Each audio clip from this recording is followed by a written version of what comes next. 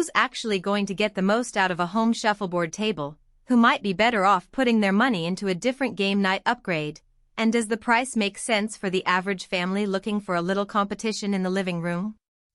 Link is in the description if you want to check the product details on Amazon.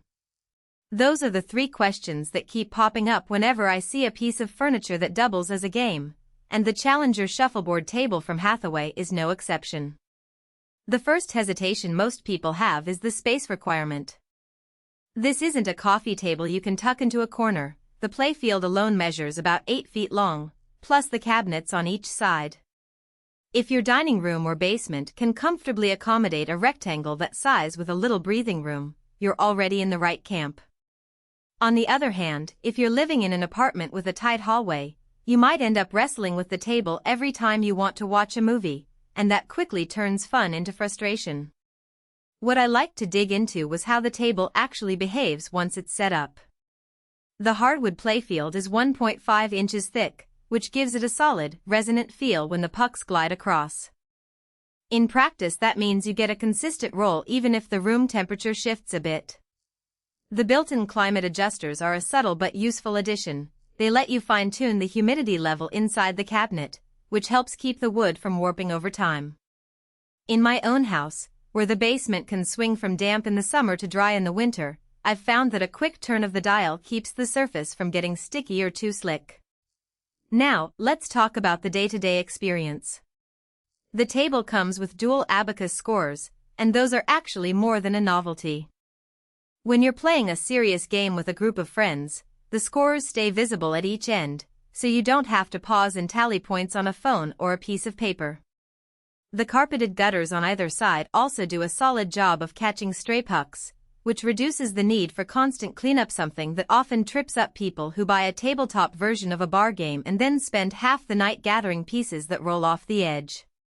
Storage is another practical angle. The dark cherry MDF cabinets have hinged doors that open wide enough to stash the 8 pucks, the brush, wax, and even a spare set of scoring markers. I've seen other tables where the accessories are tossed in a drawer that barely fits a single puck. Here, everything has its own spot, and the cabinet feels sturdy enough that you don't worry about it wobbling when you open it. The leg levelers are a nice hidden feature, too.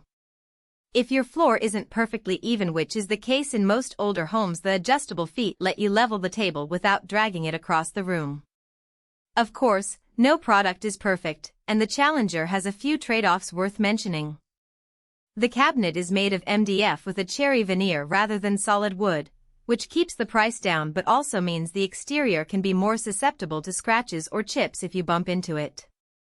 If you have kids who tend to run around the house, you might want to place a protective runner or keep the table away from high-traffic zones. Another point is the weight. The table is heavy enough that moving it once it's assembled is a 2-person job.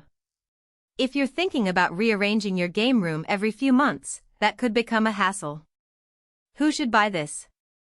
If you're a family that enjoys regular game nights, has a dedicated space for a table that size, and appreciates a set that includes everything you need right out of the box, the Challenger fits nicely.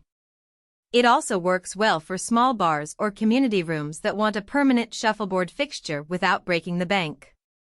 The climate adjusters and levelers make it adaptable to different environments, so you won't need to worry about the wood warping after a few seasons. Who should skip it? If you're a casual player who only wants to try shuffleboard a few times a year, you might be better off with a portable, fold-out version that you can store in a closet when not in use. Likewise, anyone on a very tight budget may find the price a stretch compared to a simple tabletop set, especially if they don't have the room to host the table permanently. And if you live in a space where the floor is notoriously uneven and you're not willing to invest time in fine-tuning the levelers, the effort required to keep the surface level could outweigh the fun factor. Looking at the value proposition, the price point lands in the mid-range for home shuffleboard tables. What you're really paying for is the combination of a thick hardwood playfield, built-in scoring, and a storage cabinet that hides the accessories neatly. Those elements together create an experience that